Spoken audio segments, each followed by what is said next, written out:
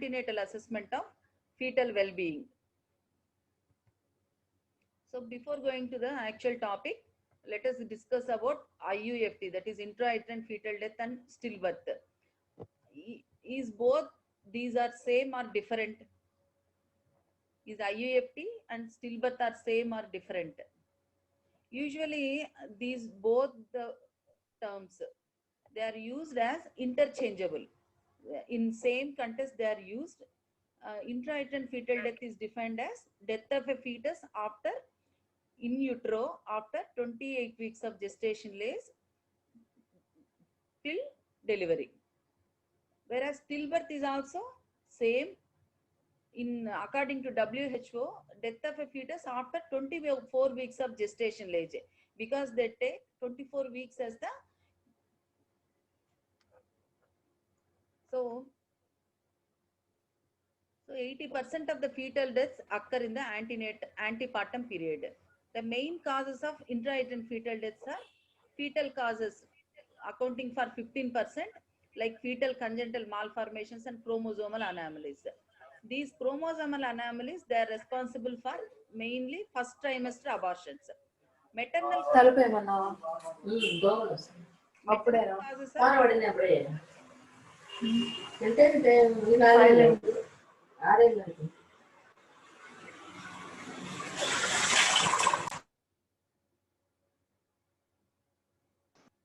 so maternal causes like hypertension, diabetes mellitus, infections. Then placental causes like abruptia placenta, infection, and chronic placental insufficiency leads to intrauterine fetal death. Even though we investigate the case, in 20% of the cases of intrauterine fetal death, we don't know the cause. So the main objective of antenatal fetal assessment is to avoid the fetal death. So our main objective is to avoid the fetal death. The aims of antenatal fetal monitoring are to ensure the satisfactory growth and well-being of the fetus. So we monitor during the antenatal period to know whether the growth of the fetus is satisfactory or not, and the fetus is well or not. Then to screen out for high risk factors that will affect the growth of the fetus. So clinical evaluation for fetal well-being at first visit. So what are the things we should look in the clinical examination in the first visit? In the antenatal care, you might have read what are the things we have to do in the first visit of the pregnant woman, like antenatal history taking, investigations, case sheet writing, all these things. And also advice what we give comes under the antenatal care. But as a part of antenatal fetal assessment, what are the things we see in the clinical examination? We have to check for the size of the uterus clinically by bimanual examination, and you can take the help of the ultrasound examination. So this will help you in estimating the correct gestation age and calculating the expected date of delivery. In the subsequent visits, clinical examination is to assess the progress of gestation, that is how the gestation is progressing. So in each visit, in subsequent visits, we will check the maternal weight gain. So what is the normal weight gain during pregnancy? It is around 12 to 15 kgs. In the first trimester, weight gain is 1 kg. In the second trimester, around 5 kgs. Third trimester, around 5 kgs. Average weight gain for every 2 weeks. Because we ask the patient to come for every 2 weeks, no? So what is the average weight gain is about 1 kg. So what are the conditions where there is excessive weight gain is preeclampsia. But when there is unsatisfactory or no weight gain or reduction of weight of the woman, you should think of two conditions. It may be due to intrauterine growth retardation or due to intrauterine fetal death. So maternal weight recording is very important clinical parameter during antenatal fetal assessment. Then second thing is, in each visit we have to record the blood pressure, whether the patient is developing any hypertensive disorders during pregnancy, which will affect the fetal well-being. Then assessment of the gestation age by fundal height. This we routinely do the gestation age assessment by checking the fundal height and measuring the symphysiofundal height. Then in the clinical examination, we assess the Likert, whether it is sufficient, less or more. And girth of the abdomen in the third trimester. In some institutions, they routinely measure the girth of the abdomen in third trimester just at the level of lower border of the umbilicus. So any IUGR or intrauterine growth retardation or oligohydramnios or in impending IUFD, there will be reduction in the girth of abdomen. So investigations we ask for is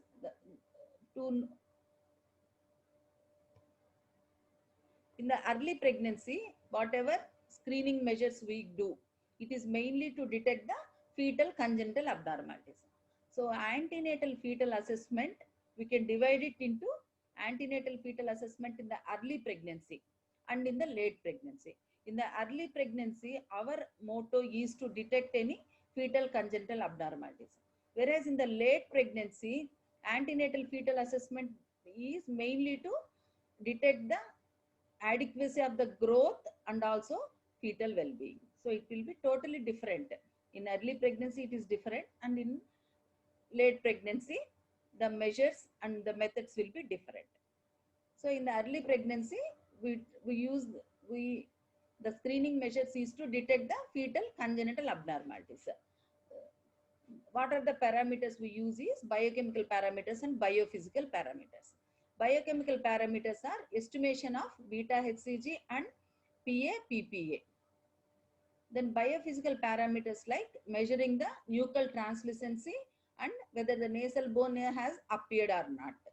Then cytogenetic parameters like fetal karyotyping from fetal tissues and prenatal screening to detect the congenital abnormalities. Women who are screen positive, that is with these tests, biochemical test and biophysical parameters, if the woman comes as screen positive, then the patient has to be subjected to diagnostic tests for confirmation of that abnormality. So prenatal genetic screening. So 3% of the newborns have major congenital anomalies. So causes of first trimester miscarriages are mainly chromosomal abnormalities, single gene disorders, polygenic or multifactorial disorders, and exposure to teratogenic drugs and radiation. So whenever you are taking the case history, usually we ask whether the patient is exposed to any teratogenic drugs. Any exposure to radiation, we have to ask. And any patient coming with recurrent pregnancy loss or bad obstetric history, recurrent miscarriages, usually we take this history and we have to think of the chromosomal abnormalities. As a part of this, before submitting the patient to screening, we have to give the adequate prenatal genetic counseling. Then after screening, the patient has to be subjected for evaluation for chromosomal, genetic and structural anomalies. That is, after screening, confirmation of diagnosis. Counseling, screening and diagnosis.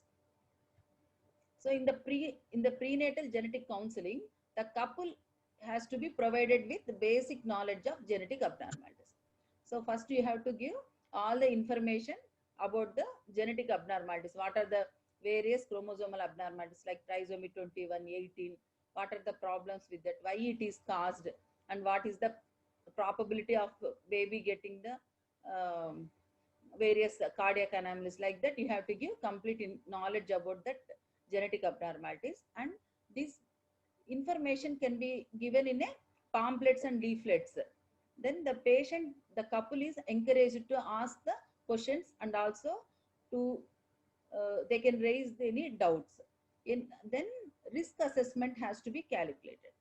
So what is the risk of that pregnant woman carrying a baby with chromosomal anomaly? That is, risk assessment calculation has to be done. Then you give genetic counseling. If at all the baby will have these chromosomal anomalies, what has to be done? And what about the future pregnancies? Like that, you have to give the genetic counseling. Then the couple has to be subjected for screening. So what are the various risk factors for pregenital genetic screening?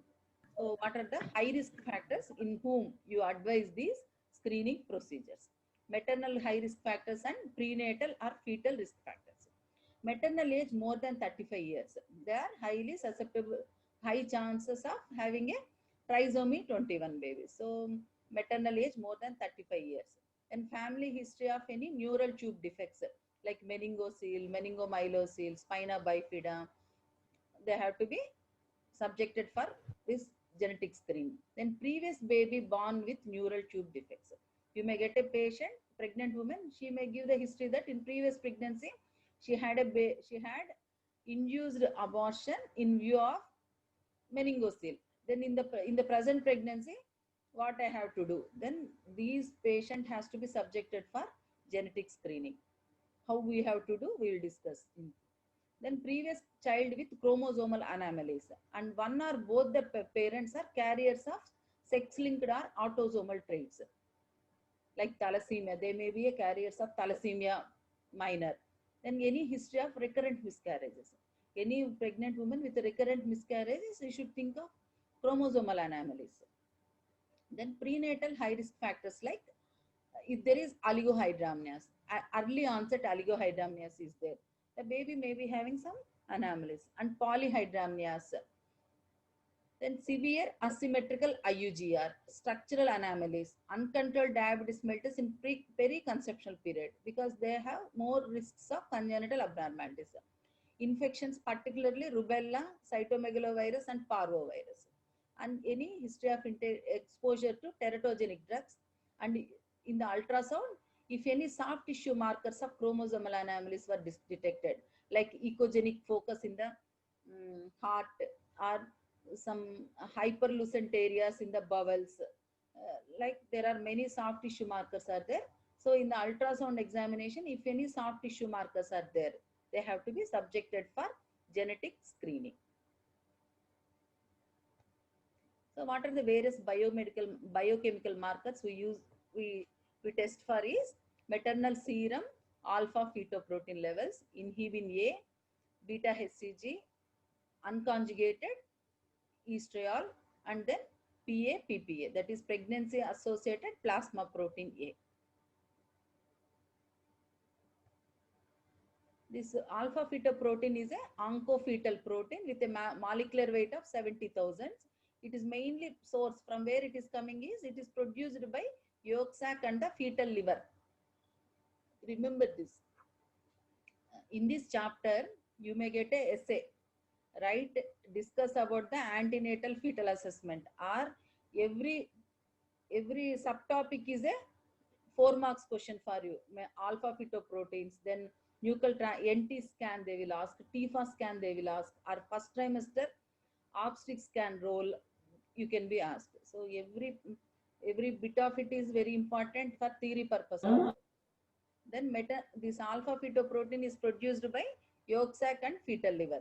Highest levels in the fetal serum and amniotic fluid is reached at 13 weeks of gestation age.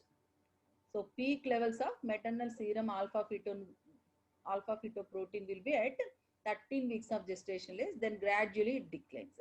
Whereas if you check the maternal serum levels of alpha fetoprotein, the peak levels will be at 32 weeks of gestation age. So whenever you are testing for this alpha fetoprotein levels, the gestation age must be known correctly. Otherwise, it gives wrong results. So conditions where these maternal serum alpha fetoproteins are elevated. If it is wrong dates, then open neural tube defects, multiple pregnancy, RH isoimmunization. In intrauterine fetal death, it is elevated. Then anterior abdominal wall defects and renal anomalies. You please remember this chart. It is very important for in multiple choice questions. It is many times it is asked. MSAFP is raised in all these conditions except. Then these alpha fetoprotein levels are reduced in trisomy 21, 18 and other trisomies, and also in gestational trophoblastic diseases. You please remember this chart. Then coming to inhibin A. It is a glycoprotein It is produced by corpus luteum and placenta. It is raised in Down syndrome. In Down syndrome, alpha fetoprotein levels are reduced, whereas inhibin A levels are raised. So, as a part of the first trimester screening, the biophysical test we do are ultrasonogram. That is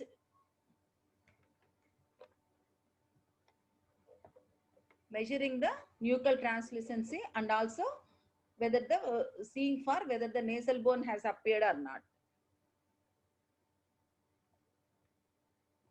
Usually this NT scan is done around 11 to 14 weeks of gestation age.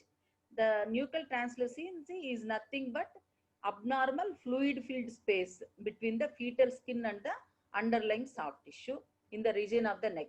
So at the cervical region, they measured uh, the edema of the skin at one particular position. So if it is more than 3 mm, it is a there is a high probability of baby having chromosomal anomalies, particularly Down syndrome. Then nasal bone must appear by 11 to 14 weeks. If it doesn't appear also, it is also a marker for chromosomal abnormalities. So in the early TIFA, that is early targeted imaging for fetal anomalies, or NT scan, what we routinely call it as NT scan. NT stands for nuchal translucency. So nuchal translucency more than 3 mm and nasal bone absent. There is more chances of Down syndrome. So this first trimester screening, is it superior or equal to second trimester screening? It is both equal and also superior to second trimester screening. So all pregnant women, if there is any high risk factors are there, they must be subjected to first trimester screening.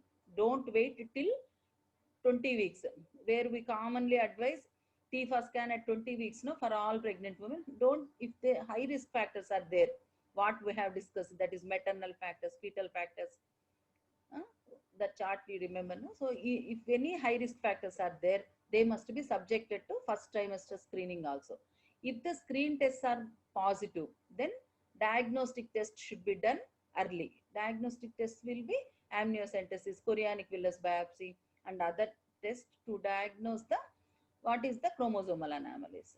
So TIFA and fetal 2D echo to be done if the nuchal NT is more than 3 mm. Coming to second trimester screening, it is done between 15 to 22 weeks of gestation age.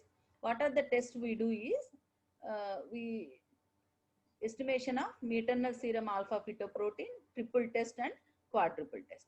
Each is a 2 marks question for you. Triple test, quadruple test or quadra test, like that they will give. This alpha fetoprotein estimation as a part of second trimester screening, it is done between 15 to 20 weeks of gestation age. The cutoff value is 2.55 multiples of median. If it is more than this level, it is highly indicative. We have to take it in account maternal weight and ethnicity. Depending upon the maternal weight and ethnicity also, the value of alpha fetoprotein levels varies. So they calculate the risk scoring, taking account not only the maternal serum levels, but also these two things also. These maternal serum alpha protein levels are elevated in open neural tubal defects. The high values is an indication for subjecting the patient to TIFA and amniocentesis. So this is only a screening test. Once if it is positive, that is if it is more than the cutoff value, then the patient has to be subjected to amniocentesis and TIFA. Low values are associated with increased rates of miscarriage, stillbirth and neonatal deaths. So in the second trimester, as a part of second trimester screening, maternal serum alpha fetoprotein levels, high levels indicates neural tube defects, low levels indicates risk of miscarriage, stillborn and neonatal deaths. Whereas in first trimester, low levels indicates only two conditions, that is Down syndrome and gestational trophoblastic disease. Coming to triple test, it is a combined biochemical test. In this test, we estimate three biochemical parameters. They are alpha fetoprotein, beta HCG, and unconjugated estriol. Maternal age in relation to the gestational age must be known. So in Down syndrome, triple test is mainly used to detect as a marker for Down syndrome.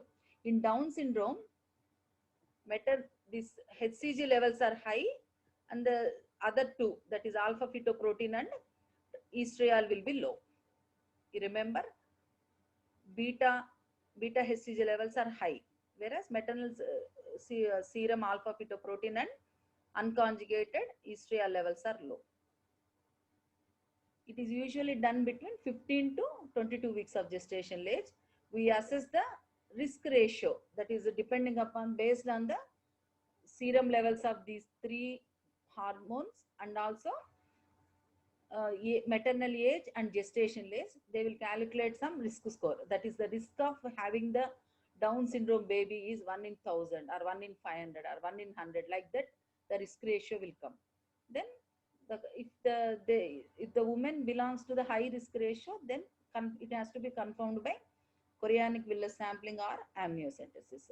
Screen positive cutoff value is 1 in 250. So if the risk ratio is screen positive, is the risk is 1 in 250, the patient has to be subjected for amniocentesis and CVS. Then coming to quad test or quadruple test, it includes 4 biochemical parameters. So you remember these 3 which we do in triple test: maternal serum alpha fetoprotein, beta HCG, and unconjugated estriol, and then inhibin A. Many students say it is PA-PPA, but it is inhibin A. It detects trisomy 21 in 85% of cases with a false positive rate of 0.9%. In these conditions, uh, maternal serum alpha fetoprotein and estriol levels are reduced, and HCG and inhibin A are increased. It is done at 15 to 22 weeks of gestational age. Based on maternal age, weight, and ethnic group are also taken into account for calculating the risk ratio. Coming to biophysical screening by ultrasonogram. It is usually done between 10 to 14 weeks of gestational age. So in this ultrasound, if you have found that crown rump length is smaller than that of gestational age, then there is a high risk of chromosomal anomalies. So you assess the crown rump length and assess the gestational age. No, so if that crown rump length is smaller than that for that gestational age, you should think of probability of chromosomal abnormalities. And you also check the NT, nuchal translucency more than 3 mm, and absence or presence of nasal bone. If only nuchal translucency of more than 3 mm only is taken for as a screening measure to detect the chromosomal anomalies, it will detection rate is 70 to 80% with a false positive rate of 5 to 6%. But if you combine both, if you have taken both nuchal translucence of more than 3 mm and absence of nasal bone, if these both the things are taken into account, then the detection rate of trisomy is increased to 92% from only 70 to 80% with a false positive rate of 3.5%. So detection rate will be increased if both nuchal translucency and nasal bone absence is taken as a screening measure for detecting chromosomal abnormalities, and false positive rates will be reduced from 6% to 3.5%. So what are the, once the patient comes as screen positive, how we will confirm your diagnosis is by karyotyping. So fetal karyotyping from the fetal tissues, it may be trophoblastic tissues or fetal blood or WBC, which can be obtained by various measures. So these diagnostic measures can be divided into invasive procedures and non-invasive procedures. In the non-invasive procedures, fetal DNA, then invasive procedures are chorionic villus sampling, amniocentesis, and cardosynthesis. So coming to chorionic villus sampling. It is an invasive procedure for prenatal diagnosis of genetic disorders. CVS is a short, that is chorionic villus sampling is a 4 marks question for you. So it is a invasive procedure for prenatal diagnosis of genetic disorders. It can be done by two ways. Transcervically, you can pass the needle and collect the sample, or transabdominally also you can collect the samples. Transcervically, you can do it between 10 to 13 weeks of gestation. Whereas transabdominally, it can be done from 10 weeks to term also. You can do the chorionic villus sampling transabdominally. The result will be obtained within 24 hours. The ultrasound guidance, under ultrasound guidance, the villi are collected from the chorionic frontosome. That is from the placenta near the implantation of the cord. They take the sample, they collect the sample from that and through a polyethylene catheter. The amount of sample collected is 12 to 25 milligrams. We use a 20 ml syringe and that it is implanted onto a tissue culture medium. Transabdominal chorionic villus sampling, we use spinal needle of 18 to 20 gauge. And complications of this chorionic villus sampling are, it may result in fetal loss, miscarriages can occur, the fetus may get oromandibular limb deformities and vaginal bleeding can occur. The false positive results are 2 to 3% placental mosaics, because of placental mosaics and maternal cell contamination. Coming to amniocentesis, it is also an invasive procedure done around 15 weeks of gestation age.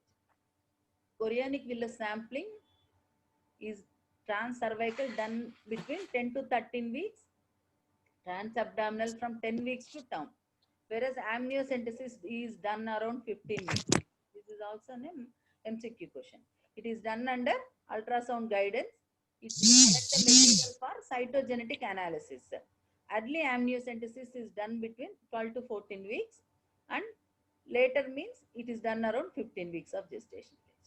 Amniofiltrations are used to increase the cell yield.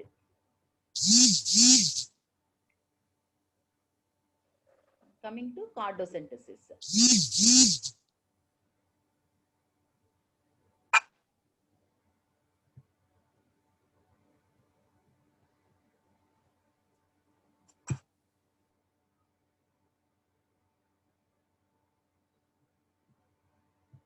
Coming to cardosynthesis. So it is done with we are collecting the umbilical cord blood through with the help of a 22 gauge spinal needle. The length of the needle must be 13 centimeters or more. Transabdominally, the needle is introduced under ultrasound guidance. The umbilical vein is punctured 1 to 2 centimeters from the placental incision.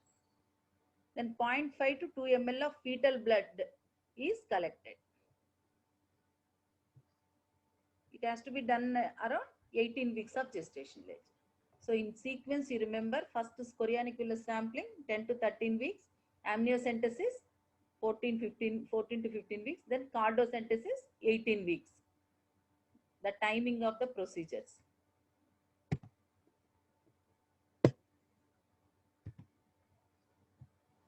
Advantages of choosing umbilical vein for cardosynthesis, it is the vein is larger in size. There will be less chances of bradycardia and less hemorrhage when we choose this umbilical vein instead of artery.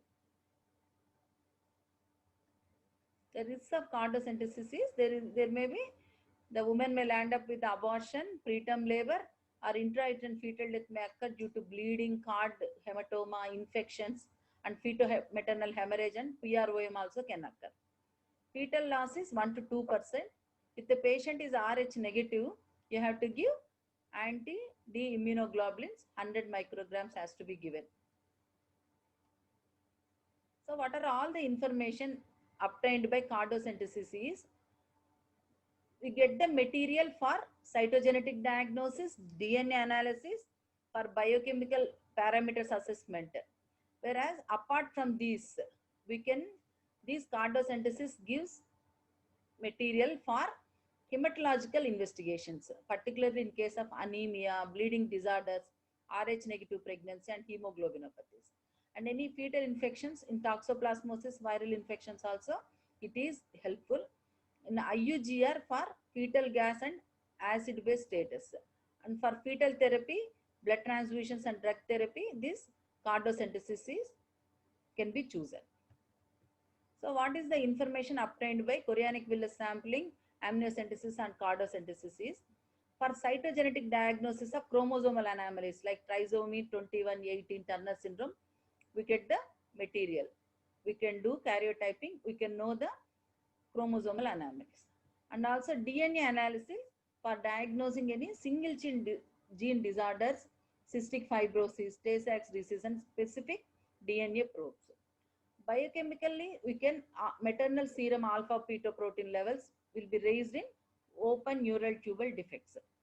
If it is more than 20 milligrams per liter at 16 weeks, it is an indicative of neural tube defects. Then 17 hydroxyprogesterone estimation, particularly in case of congenital adrenal hyperplasia. Structural chromosomal abnormalities like translocations, inversions, mutations can be detected by FISH, which stands for fluorescence in situ hybridization. By this procedure, these structural chromosomal abnormalities can be detected. So just to this table for comparing the chorionic villus sampling, amniocentesis and cardiosynthesis. Timing is transcervical is between 10 to 13 weeks, transabdominal is 10 weeks to term. Whereas amniocentesis is early between 12 to 14 weeks. Usually we do it, amniocentesis is done after 15 weeks. Whereas cardiosynthesis is done after 18 weeks of gestation age.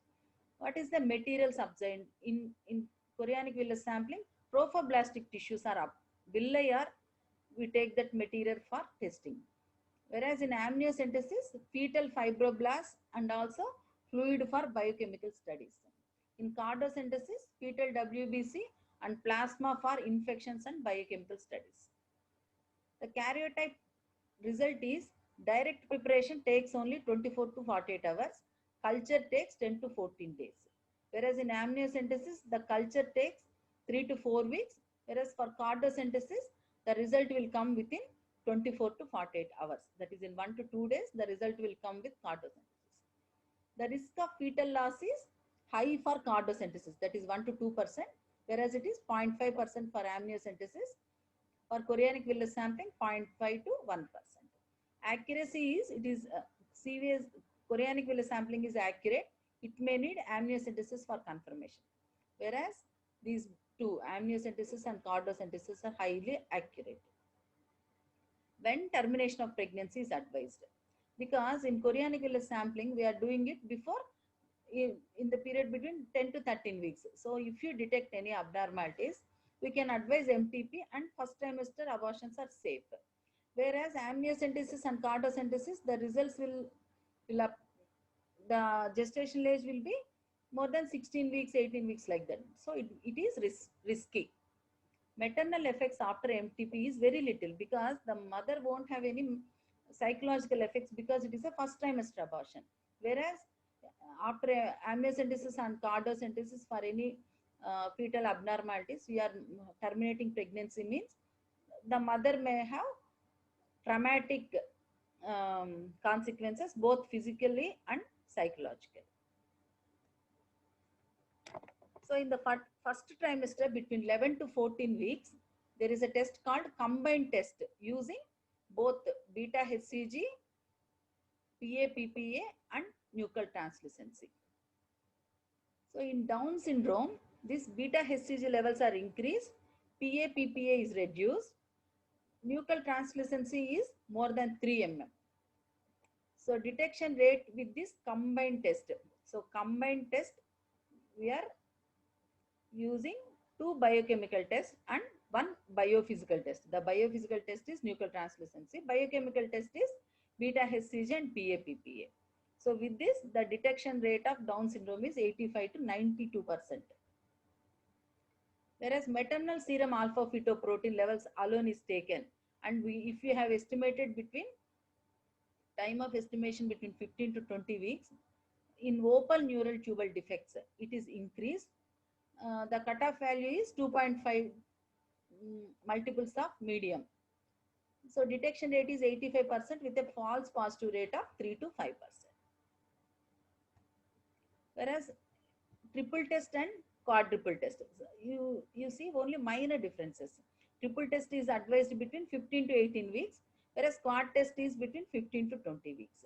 In this, beta HCG is increased. The rest of the two, that is maternal serum alpha fetoprotein and triestriol levels are reduced. Here, beta HCG and inhibin are increased. Other two, maternal serum alpha fetoprotein and triestriol are decreased. So this is to diagnose.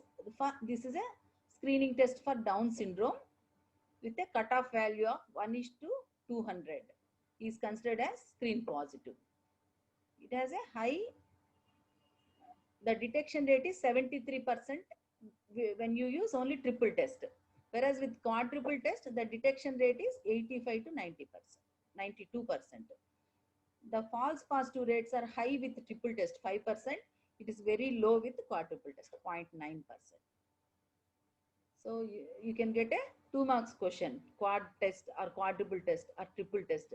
What are the biochemical parameters test you do and which is raised, which are reduced, what is the detection rate, and what is the false positive rates with the comparing the two. You must be able to write. Then coming to NT scan with nasal bone. This biophysical screening is done around 11 to 14 week scan, and nuchal translucence of more than 3 mm, nasal bone absence indicates Down syndrome and also other chromosomal anomalies like Turner syndrome. Down syndrome detection rate is 92% with a false positive rate of 3 to 5%. Whereas this cell-free DNA, that is fetal cell-free fetal DNA estimation is done around after 10 weeks of gestational age. So this cell-free fetal DNA material will be detected in the maternal serum. So we can detect this after 10 weeks of gestational age. You can use this material for karyotyping to detect the chromosomal anomalies. So it is very high, it is highly sensitive and specific with a detection rate of 98% and a false positive rates of only less than 0.5%. So you remember CFF DNA, that is cell-free fetal DNA. We usually test it after 10 weeks of gestational age. So CFF DNA stands for cell-free fetal DNA. So from maternal circle, so this fetal DNA through the placenta, it will enter into the maternal circulation. This fetal DNA can be detected in the maternal plasma and whole blood from first trimester onwards. And after delivery, these